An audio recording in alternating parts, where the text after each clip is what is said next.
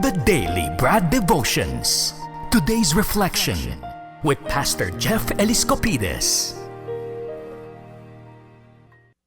Annyeonghan sa'yo, Ted! Tsa, good morning po sa inyong lahat. Ako po ay nagre-report mula dito sa South Korea, sa Incheon.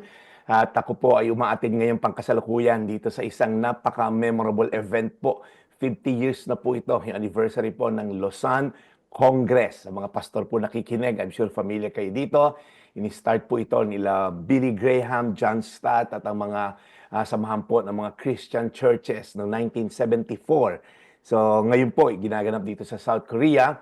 Around 5,000 plus church leaders are attending from 200 plus countries po na nagsama-sama. At nagko-collaborate po kami. Hindi lang po ito download of what's happening in the churches today, but in collaboration po sa bawat isa kung paano pa mapapaganda ang takbo po ng share ng ebanghelyo sa buong mundo. At isi-share ko nga po yung ginagawa natin dito sa Daily Brad, kung ano po yung ways natin na naipapamahagi ang magandang balita. Yan po yung tema ng buong Congress na to. Paano ba as a church ay magamit natin yung ating pagkakaisa upang ma-share ang salita ng Diyos. Anyway, dive na po tayo ngayon.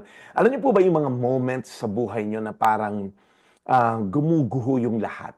Ang daming mga uncontrollables po sa buhay natin na hindi natin kayang makontrol bang mawala. Pagka nagkaroon ka ng sakit, out of the blue, stage 4 cancer, sa marriage nyo, bigla nag-decide ang isa na umalis, yung anak mo na bigla na nabarkada sa masasama, or maaaring pinansyal, ginawa mo lahat, pero parang sunod-sunod. Alam niyo po sa Psalm 46, maganda po yung reminder na tong powerful psalm na to.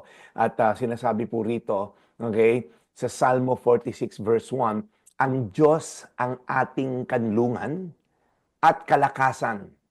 Siya'y laging nakahandang sumaklolo sa oras ng kagipitan. Kaya sabi puro sa mga sumunod na verse, sabi, huwag kayo matakot, kahit lumindol man, gumuhuman bundok, bumagsak yung karagatan, ang tindi, no? Humampas man at dumagundong ang mga alon na naglalakihan, mayanig man ang kabundukan. Grabe, no? Yung description po nung nagsulat, parang apocalyptic yung katapusan na ng mundo. Gumuhumundo, bundok, nagalit mga alon.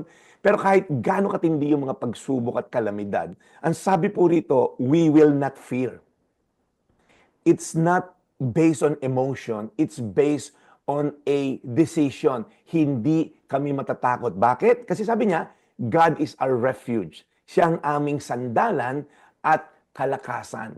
Alam po, sa buhay, may mga moments po na parang ang dami sa paligid natin. Ang sabi ko nga, hindi natin makontrol.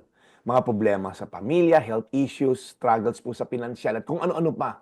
Pero sa gitna po ng lahat ng ito, God is reminding us that He is our refuge. Siya po ang ating sandalan, siya ang ating kanlungan, siya ang ating takbuhan. At anong pinaghuhugutan ng nagsulat?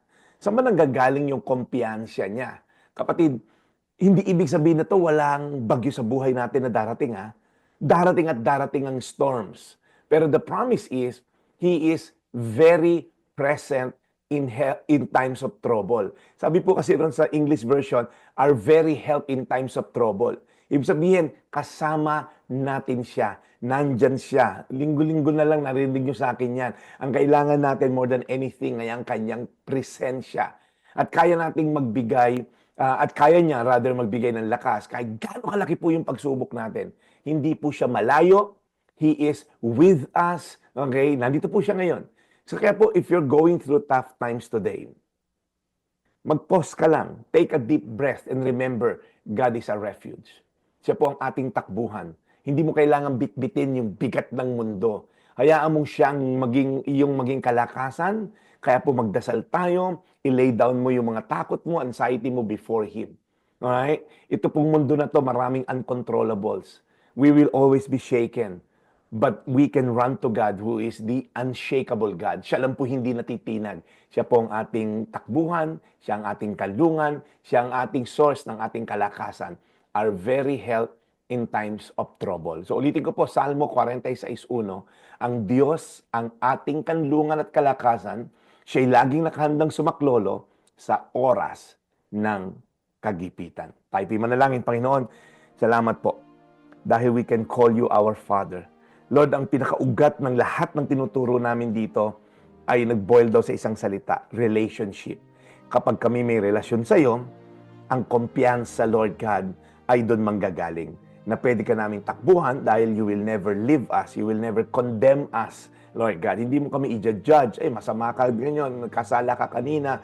Lord, ikaw ay laging bukas palad na naghihintay sa iyong mga anak na tumakbo papalapit sa iyo. Kaya Panginoon, nagsisisi kami sa mga kasalanan na gawa namin. Nagsisisi kami, Lord, sa mga ginawa ka lang namin parang punching bag, sa mga problema namin, kaya namin tinatapunan. Lord, nagsisisi kami, Lord, dahil parang kami, Lord, ay nahihiyang lumapit sa iyo at times na parang feeling namin kailangan kami maging mabait upang kami iyong pakinggan. But Lord, salamat dahil bukas palad ka naghihintay na bumalik lamang kami sa iyong kandungan. Salamat po, our very help in times of trouble. In Jesus' name, amen. Amen. Amen.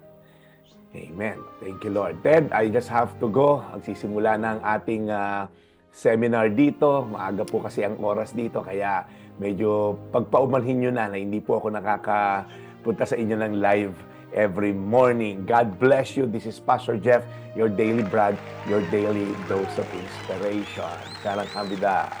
Thank you, serving the people, Brad Jeff Eliscopides. Ted Filon at DJ Chacha. Ngayon, nasa Radyo 5, 92.3 News FM. Monday to Friday, 6 to 10 a.m.